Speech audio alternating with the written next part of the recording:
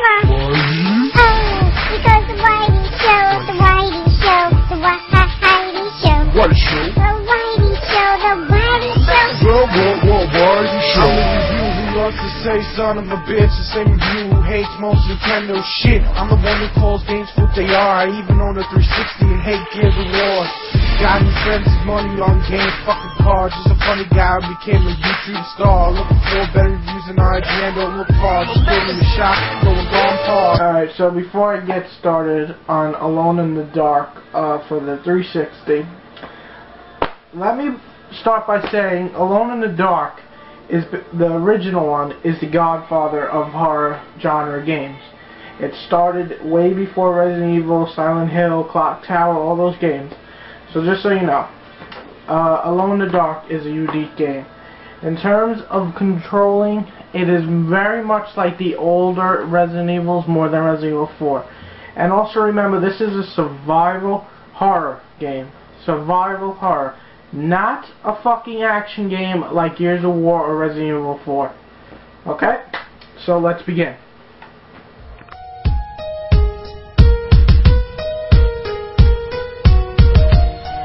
The story is broken up into 8 episodes. Each episode has an act, I guess you can call it.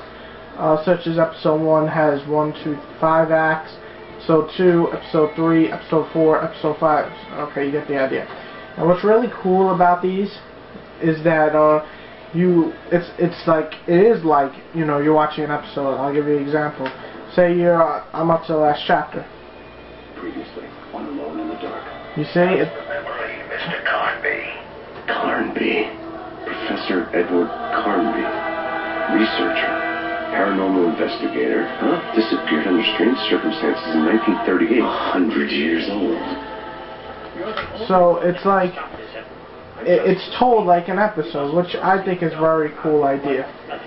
So the story itself is pretty good, and every episode ends on a cliffhanger, so it will keep you going from the next episode to the next. And if you want, you can skip episodes or scenes that you don't like, which is always a plus if you get stuck.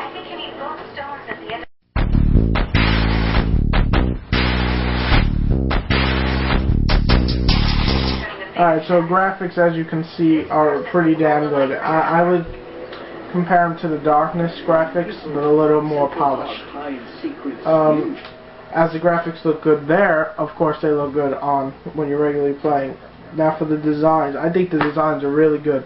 The monsters almost look like zombie monsters in a way. I can't really, you know, you'll see them when I get to the gameplay portion, but they are pretty cool. The lighting is very nice in my opinion.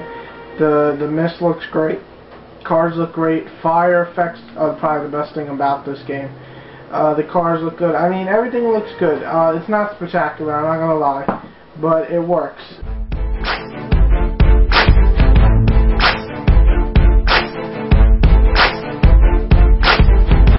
Alone in the Dark, I'm gonna try to break this down the best I can. The weakest parts of Alone in the Dark in the gameplay section would probably be the controls. You use one analog to move your character, this analog, to go back and forth, left and right. You see what I mean? It's not normal like where you would look with the camera. If you're trying to look side to side, it only does it a little bit. See? Not fully. Also, what do you call it? The controls are a little bad, and I guess that's really it. The driving people seem to have a problem with, but I don't. Okay, so what's good about the gameplay? A lot of cool things such as the mixing section. I'll give you an example right now. Okay, say I take some duct tape, I combine that with say this, right? Explosive glass bottle. Now if I throw that, that will stick to whatever I throw it at. Let's try that. So I can give you an idea of what I'm talking about. Okay, I throw that. Well, oh fuck, I have the wrong thing. But if you put that on a bottle instead of a glass bottle, what you do is you throw it, it'll stick on there because of the tape, and then you shoot it from far away to kill enemies. There's a lot of different things, such as combining spray, medical spray, with a lighter. We go into first person, which is the easier way of combat. Okay, here, well, I'll give you an example right now. You can do that, and pretty much you just light these motherfuckers up.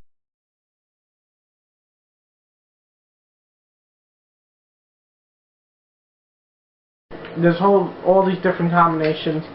You use the gun, you shoot them, they're dead. There's quite a few number of enemies, different types, but basically the main enemies are the ones you just saw. So let's get into the car. What I like about this game, there's a lot of different combinations and a lot of different things, such as driving. While I don't believe the driving is terrible, like some people, okay, I just suck at it. I think the driving levels could have done some work. The first one isn't too bad. I actually found it pretty easy. It's the second level with the bats. You'll know what I'm talking about. That gave me a problem because the bats are just simply too fucking get off of my car, bitch. Just too annoying to be, you know, the enemy of that. Get the fuck off. These things are like I feel like I'm in the Return of the Dead or some shit with those fucking things jumping on my car. I just want to slap them. Shit, man, I'm fucking up here. Run, run, run. So this is the free roaming, I guess. What I mean by that is it's, well, that's what I mean. It's free roaming. You have a map. You can travel all of Central Park. It's a pretty big map. Everything besides the controls, which need some work, I think is fine. People said glitches and bugs have happened to them. I've only happened twice so far in the whole game, and I'm almost done. So I don't really see the bugs or glitches the people are talking about. I wish I did. And the clunky controls you get used to. Now the driving I don't consider, you know, the main controls because, well, you can just get the fuck out of the car if you don't like the controls.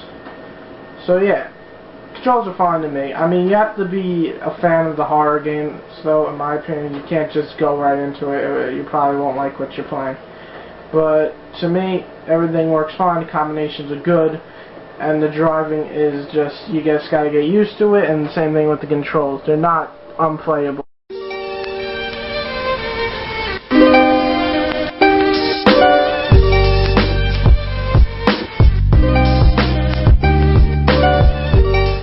So the enjoyability, the length of the game is, I would say, anywhere from adding in the ending, which makes it a little longer, I'm saying you're looking at 10 to 12 hours. If you're really determined, you probably could be even sooner than that. Yeah, bitch, you like that. Eat that shit. So, yeah, it's not a very long game, but it's just a really fun game if you're into horror games. And so far, I mean, it's not scary, but the environments look great, and it's just, you feel like you're in a horror movie. I do. It isn't a long game. It is $60. The controls aren't usual, and this may not just be a game for you, but I suggest at least renting it. It is a unique experience. You'll probably enjoy it if you like horror games. I just can't see you not liking this game if you're a fan of Resident Evil or Clock Tower or Silent Hill. This game is no way, don't let the reviews turn you off. So far I've only seen 2 really negative reviews on this. Most have been 7 and 6.5s and stuff. And that's not great, but that's okay for a rent if you ask me, or a buy if you're a survival horror fan. But this is no way a 3.5. I need to address this. This is not Lair. This is not Haze. This is not Vampire Rain. And this is not fucking Bomberman. This is none of that. So this game is not a 3.5. There is no fucking way. You could be watching me play right now. No way it's a 3.5. A 3.5 belongs to a broken game, Lair, a boring ass stupid game, Haze, or, oh my fucking god, the worst game I ever played, Vampire Rain. This game, and fucking Sonic 06 scored harder than this. That's just unacceptable. This game has too many good qualities, while some negative and not for everybody. This game is still a very unique experience. I've had a lot of fun, and I hope there's a new Alone in the Dark eventually.